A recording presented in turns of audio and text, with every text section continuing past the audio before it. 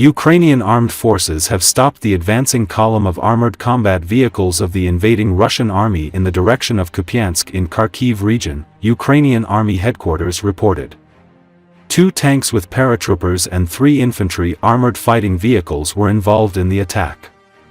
The first strikes on the column that was intercepted by Ukrainian aerial scouts was unsuccessful.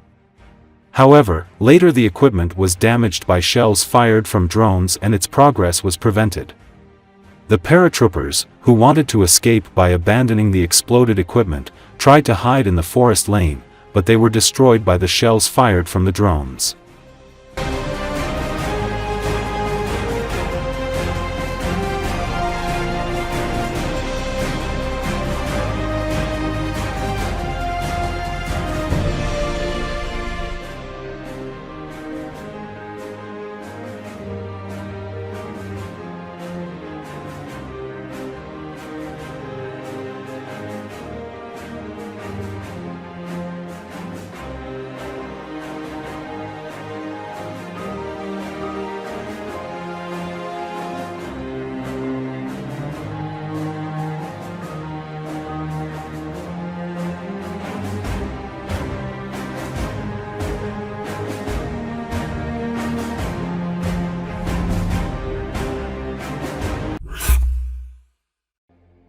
As fighting around the key eastern Ukrainian city of Pokrovsk intensifies, many residents who are facing winter under constant bombardment and without regular water, electricity, or gas supplies are seeking refuge in nearby towns with the help of a special police unit. The White Angels group of police and volunteers arrange their daily evacuation plan, go door to door and coordinate their pickups so they can enter and leave the city as quickly as possible due to the continuous threat of attack. Once a bustling hub with around 60,000 people, Pokrovsk's population has dwindled since the full-scale invasion and now numbers around 15,000 according to police. While Moscow's forces have stepped up pressure in recent months along the entire front line, the city, which is a key defensive stronghold and logistics hub in the Donetsk region, has come under increasingly intense artillery shelling, suicide drone attacks and airstrikes by Russian troops. Earlier this week, Ukraine's top military commander characterized the battle around Pokrovsk and the nearby Kharkiv as the most difficult on the nearly 1,000 kilometers front. Local officials say Russian forces are trying to cut off logistics and encircle the city. An Associated Press team that accompanied the police as they evacuated people Friday said with fighting in the settlements just kilometers from the city, the sound of cannon is constant. They could see damage to houses and infrastructure, and only 2 stores selling groceries remained open in the section of town they visited. Local resident Ivan, who gave only his first name, described how he had been woken up at 5 a.m. local time Friday when an unidentified weapon landed just 15 meters away from him. The 70-year-old, who lived in Pokrovsk with his disabled wife, said he just about managed to take cover in a barn. The proximity of the attack made him decide the time had come to flee. 5 windows, a door, a roof, everything was smashed. My wife is paralyzed, I was receiving insulin. And now I've come and cover the windows. There's nothing else to do, he said.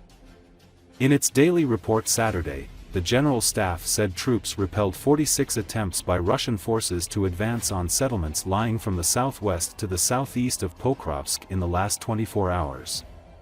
If the city falls to Russian forces, it could compromise Ukraine's defensive abilities and supply routes and would bring Russia closer to its stated goal of seizing the entire Donetsk region.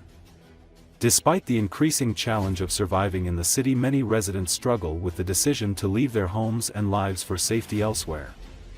Local resident Elena Kuznetsova said she'd thought about leaving back at the beginning of November, even calling the White Angels to arrange a plan. She changed her mind at the last minute and a day later her husband died.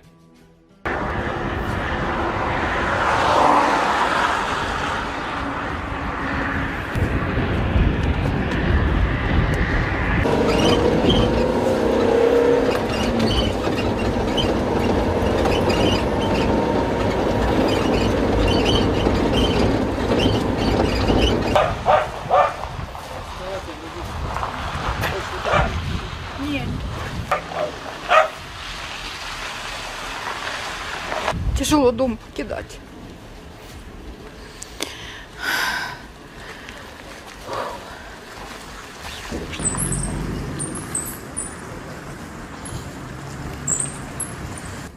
Как? Война идет. Русские захватывают Покровск. Так что Донецкая область отойдет этим. Ну, будем надеяться, что не отойдет. Ой, дай Бог, дай Бог. А как, вы сильно переживаете вам? Очень, очень. Расскажите, как?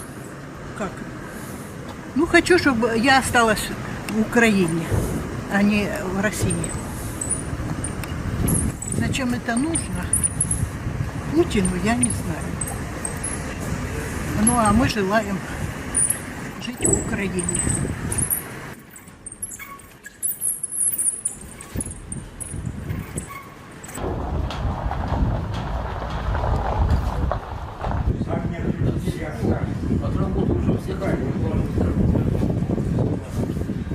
Все очень жалко. Я еду вообще без ничего. А все в доме наживала сама. Я жалко, я вот это хотел сам, если бы не так, я Уже 40 дней. Я еще должна была 11 числа того месяца выехать. Забирала белоангелы. А 10 числа позвонили, выезжайте, я отказалась. 11 числа умер муж. Сегодня ему 40 дней.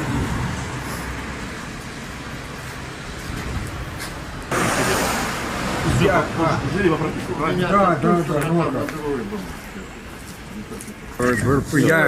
раньше выезжал, выехал, а утром у меня 5 короче, как вот туда, метров 15, воронка. Что-то пролетело, я успел в сарай голову.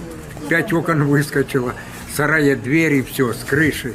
И мне пришлось, у меня жена парализованная, я забрал, инсулин получал. А это проехал, позабивал. И сейчас, ну, делать нечего, понимаете, одеялом, все. И теперь я уезжаю. Вон котиков, ух ты, котиков с собой взял. Сашка, давай. Может,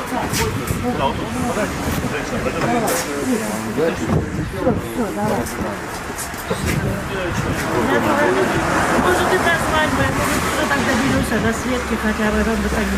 Если бы знали, так бы вместе поехали. Все, ребята, спасибо. Пока-пока. Все, вы тогда их надумайте, телефоны наши есть. Позвоните, приедем, там можно заранее только позвонить, чтобы...